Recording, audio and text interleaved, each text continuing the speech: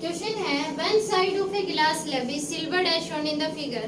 A ray of light is incident on the other side and angle of incident I equal to 45 degree.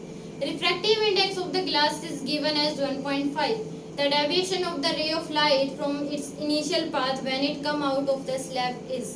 Initial path और जो light रे कम होगी यानी कि यहाँ से जो लाइट रे मान लीजिए ऐसे निकलेगी तो हमारे पास डेविएशन कितना आएगा वो हमें बताना है। तो यहाँ से ये लाइट आई तो ये नॉर्मल हो जाएगा हमारे पास। यहाँ से जो लाइट आएगी वो ऐसे आएगी, ये इंसिडेंट एंगल है तो ये क्या हो जाएगा हमारे पास रिफ्रैक्टेड एंगल। और यहाँ से ये टकराएगी तो यहाँ पे इस मिरर पे भी क्या बन जाएगा, एक नॉर्मल बन जाएगा। तो ये यहाँ पे आर है तो ये वाला एंगल भी क्या हो जाएगा, आर हो जाएगा। पर ये मिरर है तो ये इससे आर एंगल से ही क्या कर देगा, रिफ्रैक्ट कर देगा। ये एंगल भी क्या बनाएगा, आर बनाएगा।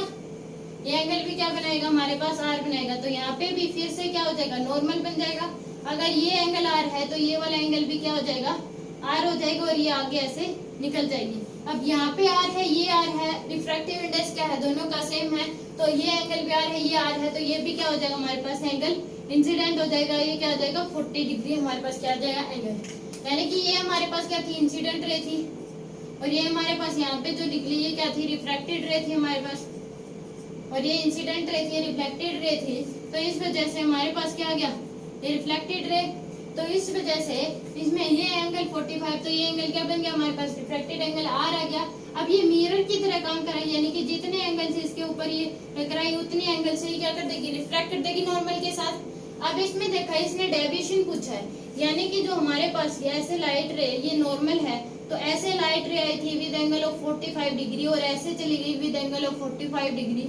यानी कि हमारे पास एंगल ऑफ डेविएशन क्या आ गया, 45 प्लस 45 यानी कि 90 डिग्री क्या बन गया हमारे पास एंगल ऑफ डेविएशन।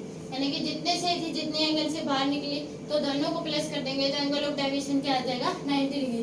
बस इसमें ये देखना था कि इसमें मिरर की प्रॉपर्टी देखनी थी, यानी कि जितने एंगल से यहाँ पे आर बना है तो ये दोनों आपस में क्या हो जाएंगे, अपोजिट एंगल नॉर्मल के साथ ये भी क्या बनाएगी आर। मिरर है तो ये जितने एंगल से इसके ऊपर टकराई उतने से ही क्या कर देगी, रिफ्लेक्ट कर देगी।